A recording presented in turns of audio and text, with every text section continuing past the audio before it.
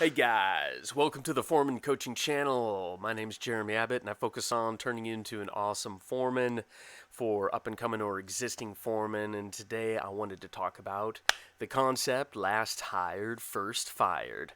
That is a thing, and it is pretty common for most companies and most jobs that when a job is winding down or times are just getting thin for the company, the most recent hires are going to be the first ones to get laid off. So that isn't always the case, but you can count on that most of the time. I've even had like jobs where I didn't follow that order particularly because I had a job where like a different job wrapped up, and so I brought shop rockets onto this job, and I still laid off. I didn't lay off in the order that I hired, is the bottom line. And some people got upset and they said, "Hey, man, last hired, first fired." So, just the thing you want to know about that is, the purpose of this channel a lot is to empower foremen so that you guys are getting top dollar. You understand what demands top dollar, and you understand the lay of the land a little bit better. And where this comes to play is if you're getting headhunted, a lot of people are getting headhunted right now.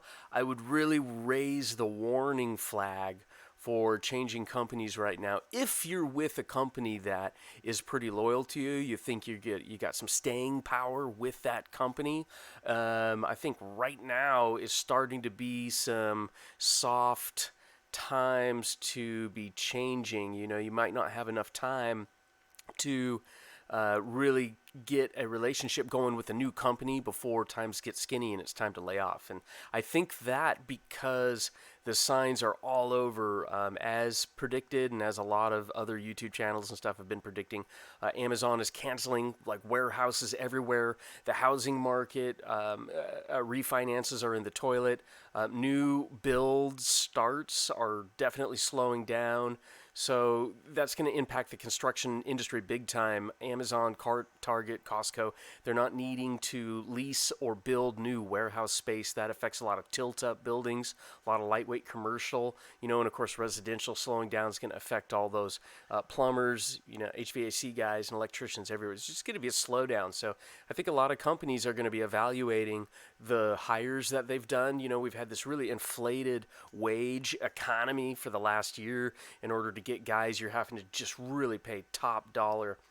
And you might even have some guys working for you that make way better guys that are making way less than new hires just because you had to pay kind of a headhunter's fee just to get guys. And so those guys are definitely going to be top of your list to let go of. And, I'm really bringing it up too because something happened today. Over the weekend, we had a project manager at my company put in his 2 weeks notice.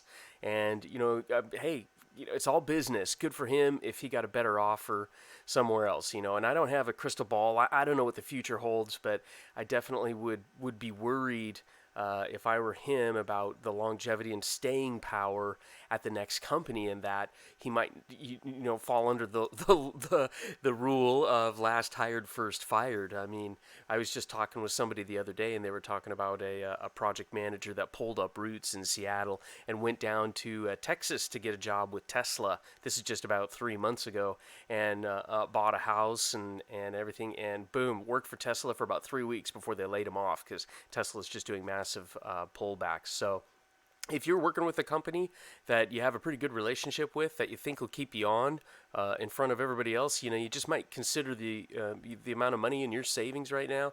How long can you handle being unemployed, and balance that against, do I want to jump companies right now? I certainly am all about jumping companies and whoever's paying you the most, and let's get those wages up, absolutely. But I just don't want it to backfire and hurt you personally. So I'd definitely be raising the risk flag if you're thinking about changing companies right now.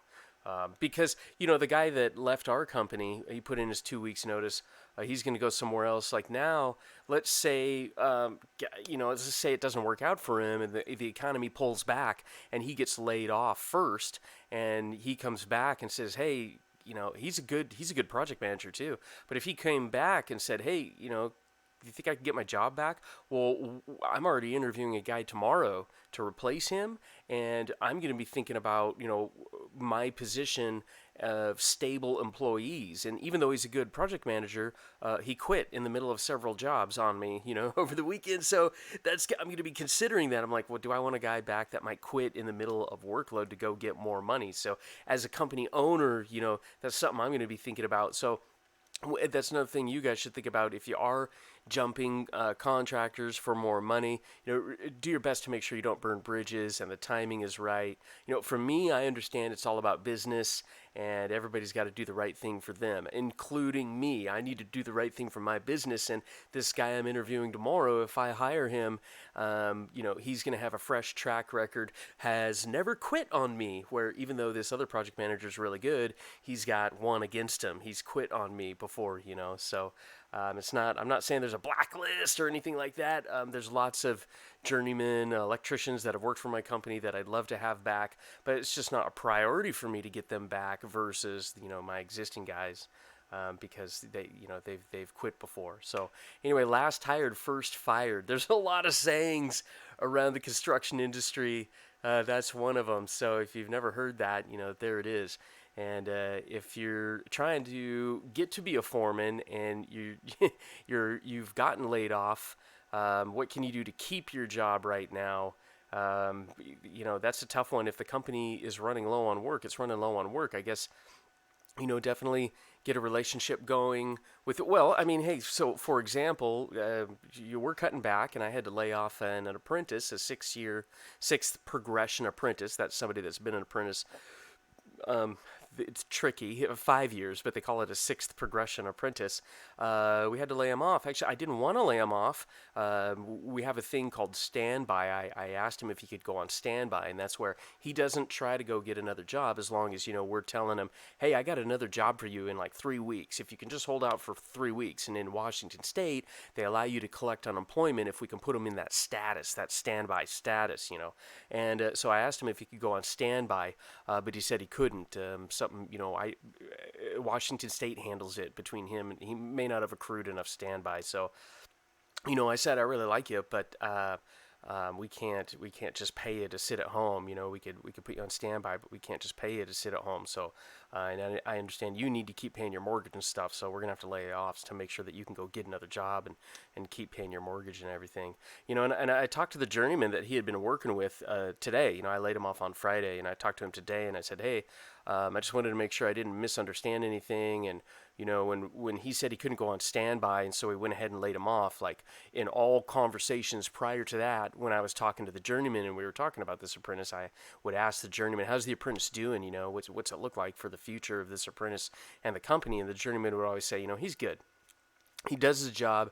I don't know if he's the future of like running work for the company. I haven't really seen that, and so in that context, when I talked to him today, I says, you told me that the apprentice wasn't gold plated. He wasn't going to be running $1 million jobs for us in the future, as much as we can tell right now. So otherwise it might have been a different conversation, So I guess if you're an apprentice or you're a journeyman and you're worried about getting laid off, guess what? As a business owner, I'm having these conversations with the foreman, with the journeyman about the value of the people out in the field and what do they bring to the table.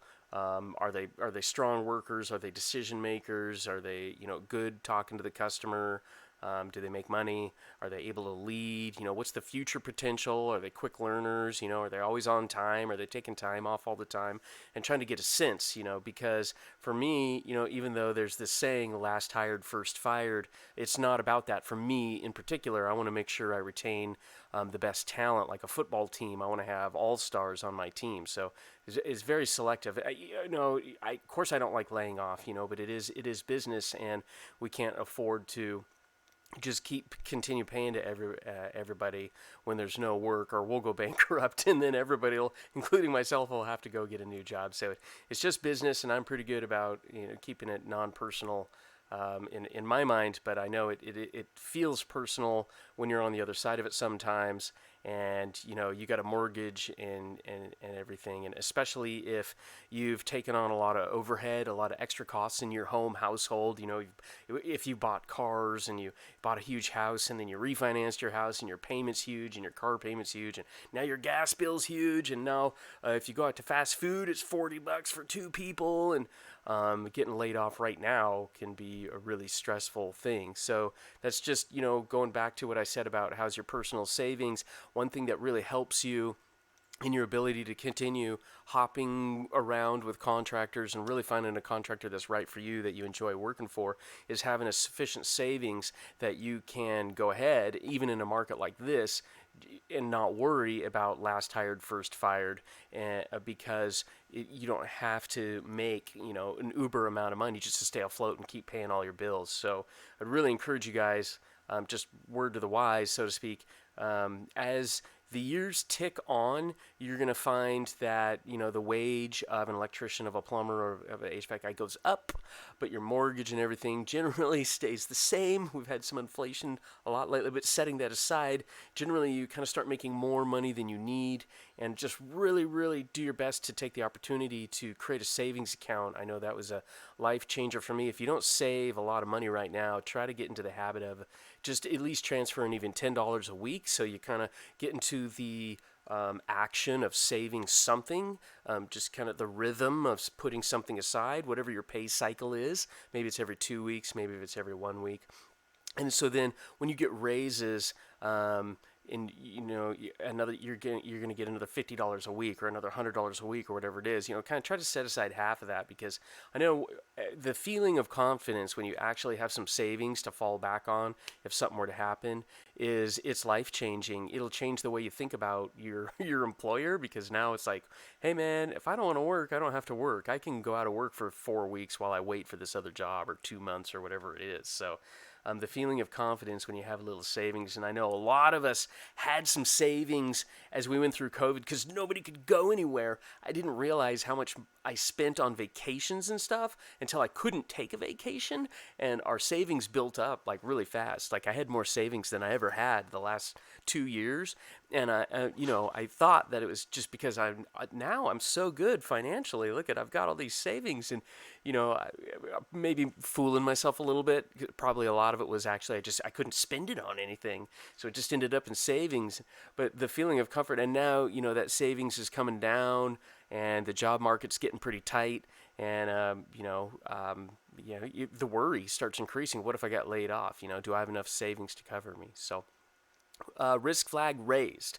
If you got a good thing going right now, I would say be more cautious than normal about jumping contractors. And just know that I'm all for you, man. I'm all for you jumping contractors and finding the right company for you, and not putting up with crummy contractors. So last hired, first fired. That's my word for today. Thanks, guys. See you next time.